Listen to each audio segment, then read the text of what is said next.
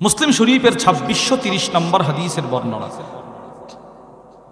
وعن عائشة رضي الله تعالى عنها قالت আম্মা জান আয়েশা as-সিদ্দিকা রাদিয়াল্লাহু তাআলা আনহা থেকে বর্ণিত, তিনি বলেন, আম্মা জান আয়েশা বলে, একদিন আমি আমার ঘরের কাজ করতেছি, যা আপনি মিসকিনা, এক অসহায় মহিলা আমার ঘরের দরজার সামনে এসে দাঁড়াইলো। অসহায় মহিলা, গরিব মহিলা। মহিলাটার দিকে তাকায়া দেখি ওয়া তাহমিলু ইবনাতাইনি লাহা, মহিলাটার দুই কোলে দুইটা কন্যা সন্তান, ডান কোলে একটা কন্যা সন্তান, বাম কোলে একটা কন্যা সন্তান, দুটোটারে কোলে নিয়ে আমার ঘরের দরজায় দাঁড়ায় আছে। মহিলাটার চোখ দিয়ে পানি পড়তেছে। মহিলাটা আমাকে বলতে লাগলো, আম্মা জান, 2-3 দিন হয়ে গেল আমার পেটে কোনো খাবার নাই, কয়েকদিন হয়ে গেল পেট খাবার শূন্য। আমার পেটে খাবার নাই মানে আমার বুকে দুধ নাই, আর আমার বুকে দুধ নাই মানে আমার 2টা মেয়েরও খাবার নাই। আম্মা জান, পৃথিবীর মানুষ খাবার থাকা সত্ত্বেও না করতে পারে, কিন্তু আপনারা মিথ্যা বলবেন না। অনুগ্রহ করে কোনো খাবার থাকলে আমাকে দিয়ে সহযোগিতা করেন। আম্মা জান আয়েশা বলে, ওই দিন নবীজির ঘরেও 3টা খেজুর ছাড়া আর কোনো খাবার ছিল না। ফাআতআমতুহা 3 তামারাত, আমি আমার ঘরের 3টা খেজুর মহিলাটাকে দান করে দিলাম। সুবহানাল্লাহ বলেন। আমি আমার জন্য একটা খেজুরও রাখি নাই, নবীজির জন্যও রাখি নাই। 3টা খেজুর মহিলাটাকে আমি দান করে দিলাম, নেও তুমি খাও, তোমার বাচ্চাদেরকে খাওয়াও। এবার আম্মা জান আয়েশা বলে, 3টা খেজুর মহিলাটাকে দান কইরা আমি আমার ঘরের দরজায় হেলান দিয়ে তাকায় আছি, দেখি মহিলাটা কি করে। এখন পৃথিবীর মানুষ তাকায়া দেখি ফাআতাত কুল্লা ওয়াহিদাতিন মিনহুমা তামরা, মা 2টা খেজুর 2টা কোলের মেয়েকে দিয়ে দিল, নে তোরা খা। সুবহানাল্লাহ। নে তোমরা তোমাদের খেজুরগুলো খাও। 2টা মেয়ে মায়ের কোল থেকে নাই, মা খেজুরগুলো হাতে খাইতে শুরু করলেন, খাইতে লাগলেন। আম্মা জান আয়েশা বলে, এবার মা মায়ের বন্টনের খেজুরটা খাওয়ার জন্য নিজে যখন নিজের মুখের দিকে খেজুরটা উত্তোলন করলেন, মা মার খেজুরটা খাবে। ওয়া রাফাত ইলা ফিহা তামরা লিতাকুলাহা, মা মার খেজুরটা খাওয়ার জন্য এখানে আনছে। আম্মা জান আয়েশা বলে, তাকায় দেখি 2টা মেয়ে নিচ থেকে মারে একসাথে বলে, ফাস্তাত আমাতহা ইবনাতাহা, মা আমাদের খেজুর খায় আছে, তোমার খেজুরটাও আমাদেরকে দিয়ে দাও, আমাদের পেট ভরে নাই, তোমার খেজুরটাও দিয়ে দাও। আম্মা জান আয়েশা বলে, আমি তাকায় দেখি মা এখন কি অবস্থায় পড়ে গেল। মা নিজের খেজুরটা না খায়া ফাশাক্কাতিত তামার আল্লাতী কানাত তুরিদু আন তাকুলাহা, মা যে খেজুরটা খাওয়ার জন্য নিজের মুখের দিকে উঠিয়েছিল, সেই খেজুরটা মা 2 ভাগে ভাগ করলেন। 2টা মেয়েকে মা খাওয়ায়া দিলেন। এবার 2টা মেয়ে 1.5 খেজুর খায়, তাদের পেটের খিদা নিবারণ হয়ে যায়। 2টা মেয়ের পেটের খিদা নিবারণ হয়ে গেল। মা পেটের খিদা নিয়ে 2টা মেয়ের কোলে করে কাঁদতে কাঁদতে চলে যায়। আম্মা জান আয়েশা বলে, ফাযাকারতুল্লাযী সানাআত লি রাসূলিল্লাহি সাল্লাল্লাহু আলাইহি ওয়াসাল্লাম, নবীজি আমার ঘরে আসার পর আমি নবীজির কাছে দিনের পড়া ঘটনাটা রসুলকে বর্ণনা করে শোনাইলাম। আল্লাহর রসুলকে আমি বললাম, ওগো নবীজি, এই মা যে 2টা মেয়েকে নিজের উপরে প্রাধান্য দিল, তার ব্যাপারে আপনার বক্তব্য কি? আল্লাহর রসুল বলে, আয়েশা গো, ওই মহিলাটার সাথে যদি তোমার আবার কখনো সাক্ষাৎ হয়, তুমি তাকে বলে দিবা, ইন্নাল্লাহা ক্বাদ আওজাবা লাহা বিহাল জান্নাহ, আল্লাহ তাআলা সে 2টা মেয়েকে নিজের উপরে প্রাধান্য দেওয়ার কারণে আল্লাহ তাআলা তার জন্য জান্নাত ওয়াজিব করে দিয়েছে। আপনি বলেন, এইরকম ইসার মা বাপ সন্তান নিয়ে প্রতিদিন দেই কি দেয় না? কি পরিমাণ মা বাপ, আপনার আব্বা আপনার ইসার করছে, কি পরিমাণ আপনার মা নিজে না খায় আপনারে খাওয়াইছে, বলেন কি পরিমাণ খাওয়াইছে বলেন। আফসোস, এই গতকালকে আমি প্রথম ঘন্টা করতেছি, ক্লাস করতেছি, একটা বৃদ্ধা মহিলা আমার কাছে গেছে, কাঁদতে কাঁদতে গিয়ে কাঁদতেছে, বলতেছে, বাজান, গেছিল আব্বার কাছে, তো আমার সামনে পায় আমারে বলতেছে, বাজান, আমার ছেলে ছোটখাটো একটা ব্যবসা করে, টাকা পয়সা কিছু পাঠায়, তার বউ আমারে টাকা দিতে চায় না। আমিও কষ্টে দূর দূরান্তে মানুষের ঘরে কাজ ফিরা যা পাই ওগুলো মানুষের বাড়িতে খাই, আমি থাকি না ওখানে। ছেলেটা কয়েকদিন আগে আমারে নিয়ে আসছে, মা তুমি অন্য জায়গায় থাকলে মানুষ খারাপ বলে, তুমি এখানেই থাকো। এখন ছেলে আসছে কিস্তির টাকা দিবে, বিবি যেন টাকা কি করছে, এখন ছেলে বিবিরে ধমকায়, টাকা কোথায়? বিবি জবাব দেয়, তোমার ঘরে চোর আছে, চোর টাকা নিয়ে যা। মারে চোর বানাইছে। এই মহিলা কাঁদতে কাঁদতে আমার কাছে আসছে। আপনি বলেন এইরকম সমাজ আমাদের দেশে আছে না? নাই না। কখনো মারে ধমক দিতে নাই, কখনো বাবারে ধমক দিতে নাই। এরা যদি আমারে থাপ্পড় দিতে দিতে আমার মায়েরা ফেলে ধমক দিতে নাই। মা বাবার কণ্ঠের সামনে নিজের কণ্ঠরে উঁচু করতে নাই। এখন আপনি সবল না, এখন চাকরি করেন না।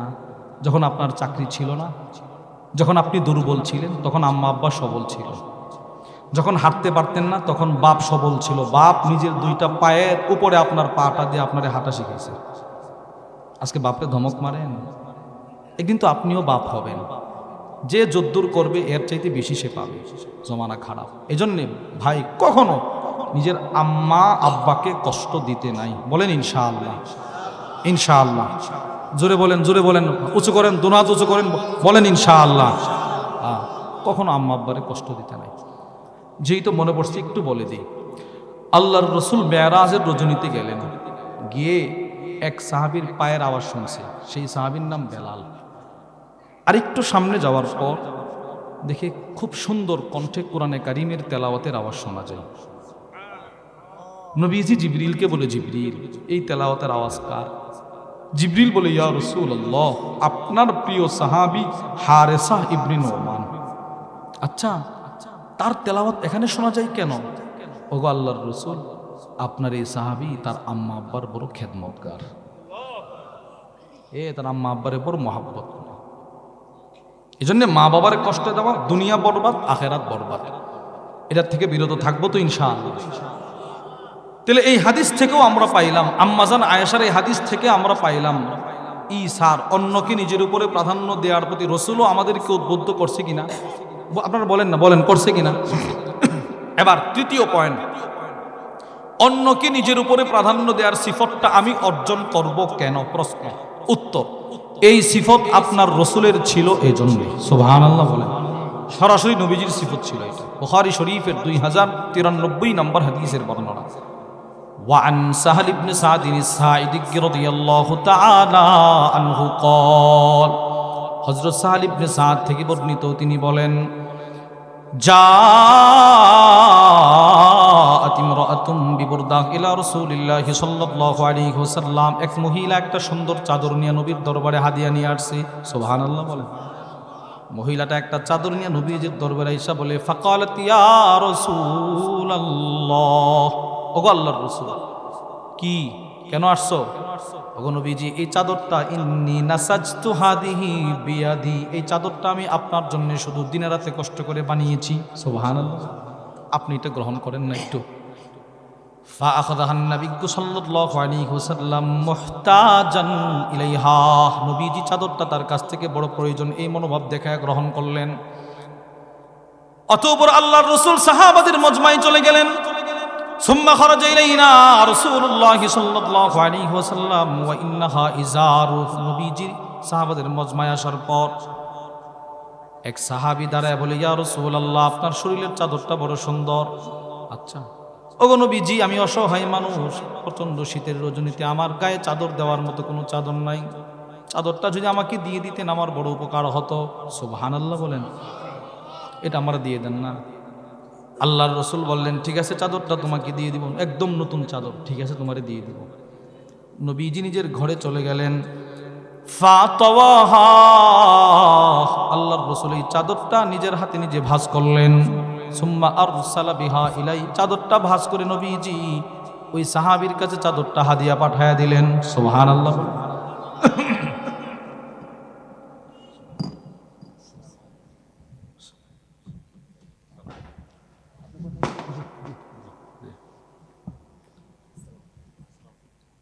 তো চাদরটা রসুলের কাছে কি করলো ভাই? নবীজি ওই সাহাবীর কাছে কি করছে? হাদিয়া পাঠিয়ে দিছে। বলেন কি করছে? হাদিয়া পাঠিয়ে দিছে। এবার আল্লাহর রসুল চাদরটা ভাঁজ করে আরেক সাহাবীকে বললেন, যাও এই অসহায় লোকটার কাছে চাদরটা হাদিয়া নিয়ে যাও। সে হাদিয়া নিয়ে গেল। যেই মাত্র সেই সাহাবী চাদরটা হাদিয়া পাইলেন, সব সাহাবারা যে চাদর হাদিয়া পাইছে তারে বলতে লাগলো, বেটা কাজটা ঠিক করস নাই। কেন ভাই, কি করছি? মা আহসানতা, তোমার কাজটা ভালো হয় নাই, কাজটা ঠিক করো নাই। কেন? মাত্র নবীজির কাছে চাদরটা হাদিয়া আসছে, রসুল 2-4 দিন পড়তে পারে নাই, নবী মাত্র পরে আসছে, তুমি চায়া পড়ছো। এখনকার কথাটা শোনেন, সব সাহাবারা যিনি চাদর চাইছে তাকে বলতেছে, লাকাদ আলিমতা আন্নাহু লা ইয়ারুদ্দু সাইলা, তুই ভালো করে জানো নবীজির কাছে যখন যে যা চায় রসুল সাথে সাথে তা দিয়ে দেয়। সুবহানাল্লাহ। এই সিফতটা একমাত্র আমার নবীর ছিল, পৃথিবীর আর কারো ছিল না। যখন যে যা চাইতো রসুল তখন সেটা সাথে সাথে দিয়ে দিতেন। কি পরিমাণ রসুল দিতে পারতেন জানেন? মুসলিম শরীফের 2312 নম্বর হাদিসের বর্ণনায় আসছে, وعن أنس بن مالك رضي الله تعالى عنه قال, أنس بن مالك رضي الله تعالى عنه থেকে বর্ণিত, তিনি বলেন, أن رجلا سأل النبي صلى الله عليه وسلم غنما بين جبلين, এক ব্যক্তি নবীজির কাছে এসে বলে, ইয়া রাসূলুল্লাহ, ওই যে 2টা আরবের উঁচু পাহাড় দেখা যায়, 2টা পাহাড়ের মাঝখানে যেই পরিমাণ জায়গা, ওই পরিমাণ বকরি আমারে দান করেন, যেন বকরিগুলো জায়গায় রাখলে পাহাড়ের শূন্যস্থান পূরণ হয়ে যাবে। সুবহানাল্লাহ। 2টা পাহাড়ের চিপায় যেই পরিমাণ বকরির সংকলন হয়, ওই পরিমাণ বকরি আমার এখন দান করেন। সব সাহাবারা জিহ্বায় কামড় দিল, তাজ্জব, আরে ইয়াকুব বলে কি, এত বকরি নবী তারে দিবে? আনাস ইবনে মালিক বলে, তাকায়া দেখি ফাআতাহু ইয়া, নবীজি তাকে ওই পরিমাণ বকরি দান করে দিলেন। ফাআতা কওমাহু, সে বকরিগুলো নিতে পারে না, একা একা কষ্ট করে কয়েকটা ধইরা নিজের এলাকাতে আসছে, আইসা বলে, আই কওম, হে আমার সম্প্রদায়, আসলিমু, তোরা তাড়াতাড়ি কালিমা পড়ে মুসলমান হ। কেন রে? আল্লাহর কসম, ইন্না মুহাম্মাদু সাল্লাল্লাহু আলাইহি ওয়াসাল্লাম, ওই লোকটা বলে, আল্লাহর কসম, মুহাম্মাদুর রাসূলুল্লাহ সাল্লাল্লাহু আলাইহি ওয়াসাল্লাম পৃথিবীর ইতিহাসে একমাত্র ব্যক্তি, তিনি এমন ভাবে মানুষকে দান করে, মা ইয়াখাফুল ফাক, তিনি ফকির হয়ে যাওয়ার ভয় করে না। সুবহানাল্লাহ। নবীজি নিজে ফকির হয়ে যাওয়ার ভয় করতেন, এমন ভাবে মানুষকে দান করতেন। এই কথাটাই সব সাহাবী যিনি চাদর চাইছে তারে বলতেছে, এই বেটা, তুই তো 2-4 দিন পরেও চাদরটা চাইতে পারতি। এবার সব সাহাবাদের তিরস্কার আর ধমক খাইতে খাইতে এই সাহাবী চোখের পানি ছেড়ে দিয়ে বলে, ভাই শোনো, ওয়াল্লাহি মা সাআলতুহু ইল্লা লিতাকুনা কাফানি ইয়াউমা আমুত, আমি নবীজির কাছ থেকে চাদরটা এই জন্য চাই নাই যে আমি শীতের রজনীতে চাদরটা গায়ে দিয়ে হাঁটবে, এই জন্য চাই নাই। তো কেন চাইলা? শোনো শোনো, পৃথিবীর সব মানুষ চিরকাল পৃথিবীতে থাকবে না, আজ না হয় কাল কারো না কারো মৃত্যু হয়ে যাবে। আমার ভয় হয় জিন্দিগিতে যে ইবাদত করলাম সেই ইবাদত অনুযায়ী আমি জান্নাতের আশা করতে পারি না। কি পরিমাণ গুনাহ করছি, সেই গুনার দিকে তাকাইলে জাহান্নাম ছাড়া কিছুই দেখি না। আমি আমার মৃত্যুর পূর্বে আমার পরিবারকে বলে যাব, যেদিন আমার মরণ হয়ে যাবে, বাজারের সাধারণ কোনো কাফনের কাপড়টা যেন আমার শরীরে না পেছানো হয়। আমার ইন্তেকালের পরে আমি আমার পরিবারকে এর আগে ওসিয়ত করে যাব, আমার মৃত্যুর পরে যেন রসুলের গায়ে যে চাদরটা ব্যবহার হয়েছে সেই চাদরটা দিয়ে যেন আমার পেছায় আমার লাশটা কবরে রাখা হয়। আমার দিলের তামান্না, রসুলের চাদর নিয়ে যদি আমি কবরে যাইতে পারি, আল্লাহ তাআলা এই চামড়ায় জাহান্নামের আগুনকে স্পর্শ করাবে না। হযরত সাহল ইবনে সাআদ বলেন, এই সাহাবীর যেদিন ইন্তেকাল হয়ে গেল, আমি তার কবরের সামনে গিয়ে দেখি ফাকানাত কাফানা, তার শরীরে রসুলের ব্যবহৃত চাদরটা পেছানো ছিল। সাহাবারা এগুলো তালাশ করতেন, এক এক সেক্টর থেকে এক একটা উসিলা তারা তালাশ করতেন, যেন কোনো একটা উসিলা দিয়ে জান্নাতে যাইতে পারে।